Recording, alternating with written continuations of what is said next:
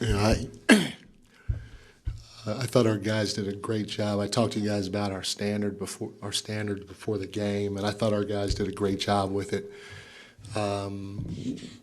You know, the first thing is, you know, during the game, Jalen Green started going a little bit, and so we were shooting a free throw, and I didn't want Houston to hear, and so I just kind of whispered to DeMar. I said, DeMar, we're going to blitz Jalen.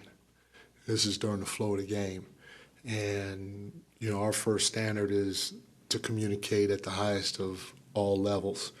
And DeMar got the point across to the rest of the guys out there before our last free throw attempt. And then the next couple of possessions, our guys blitzed them, and that helped slow them down. You know, good young players like that, you're not going to stop them, but you got to try to find ways to slow them down.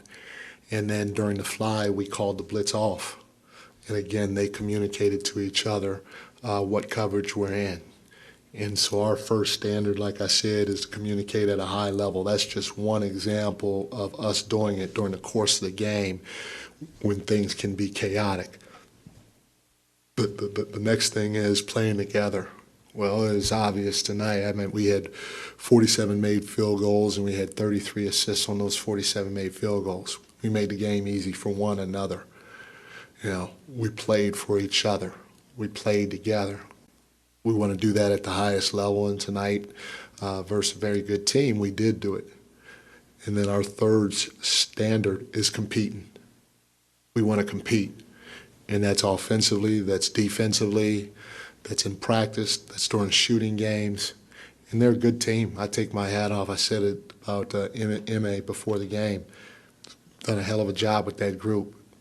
They bring it every night. There's a level of physicality that they bring to the table, but also a level of competitiveness. And I thought our guys competed. And when shit got going and they got up in our face or something happened with us to them, we stood our ground like we're supposed to, but we did it smartly. And that's how you compete. You can compete without, you know, getting 3, 4, 5, 6 tacks or getting thrown out the game. You can make sure your presence is known on both ends of the floor. And that's our third standard, and I thought our guys did that at a very high level. Man, a hell of a game by everybody. They've been great in the steals. We had 10 turnovers. We had 10 kick-aheads for 23 points. And I can go down the line of everybody that was really good for us, from Kevin off the bench on down. But Malik, you talk about, you know, having the ball in your hands for a lot of possessions during the course of the game, and to have 12 assists and 0 turnovers, especially against a team like that, is outstanding. That just shows what he's capable of day in and day out while trying to defend and playing extended minutes. So heck of a job by everybody on our team from top to bottom. Yeah, Mike, the fire that we saw from your guys tonight and a controlled fire where clearly the Rockets lost their composure, but just how do you bottle that and get this team to play at that level with that intensity every night? It's who we are supposed to be. It's not about bottling it, James. That's our standard. Just like I mentioned, we have to compete, and we competed for 48 minutes tonight. Fox said it to our group at the end in the locker room. He said the way we competed in terms of the physicality that we brought to the table, how hard we played for one another, how we protected one another, covered for one another, and gave up 20 free throws. It's a hell of a job, and we got to keep that going because that's who we are. That's what he said. Mike, just kind of along those lines, you know, that's obviously a physical team. When you see your guys kind of in the position they were, hadn't lost 6 or 7, was it anything added to that? Like, was there a weight on their shoulders to come out and do that type of showing tonight, specifically against that team who had kind of owned you guys last year? I mean, you would have to ask them that. I didn't do anything different going into this game with our group. I coached them. I told them the truth. Told them that I thought we were a lot better than the way we're playing. Showed it to them, and I think they believe it. And they just went out and did it. But you would have to ask them, because we didn't do anything different or tricky, or we didn't talk about getting the weight off our shoulders if it was there for them. Coach, with points in the paint, threes, lack of turnovers, and just a really efficient offensive night against one of the best defenses in the league, what do you feel like allowed that sort of success and led to that tonight? I thought there was a level of competitiveness on every possession. And you can compete offensively. If I'm running the floor and I'm even with a guy, I can beat you down the floor like Isaac did and get a dunk, a catch and get a dunk in transition just because I competed with my man to run down the floor. You can obviously compete defensively in a lot of different ways. You can compete offensively a lot of different ways too. But on top of that, when you're competing, that means you're in tune to every single possession. You're locked in. And you're not going to get bored with the small things. You're not going to get bored with the details. If I'm supposed to set a pick and roll and I know they're physical, I know I'm about to get hit.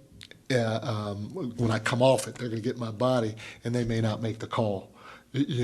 So that means I got to be strong with it. When I pick it up to make a pass, I can't be soft with it, pick it up, telegraph my pass, and think it's going to get there. I got to come off with a purpose, maybe ball fake, and then make the pass. But we were in tune with every single possession on the offense end of the floor with what our job was supposed to be versus a physical team, and that will help you stack plays, which would lead to the efficiency that we had tonight. Hey, Mike. The character of this roster is pretty well known. A lot of really good guys in that locker room. I know you talked about to compete, you don't necessarily have to get techs and stuff like that. This Rockets team likes to get under people's skin. Yeah. And to have Fox and Monk, even though Monk got a tech, respond the way that they did, not back down from that, the team not back down, an 11-1 run to end that first half. Is that needed from this group as well to maybe not try and pick a fight, but also not to back down from one when it's brought to you? 100%. And that, I addressed that in there. You can't.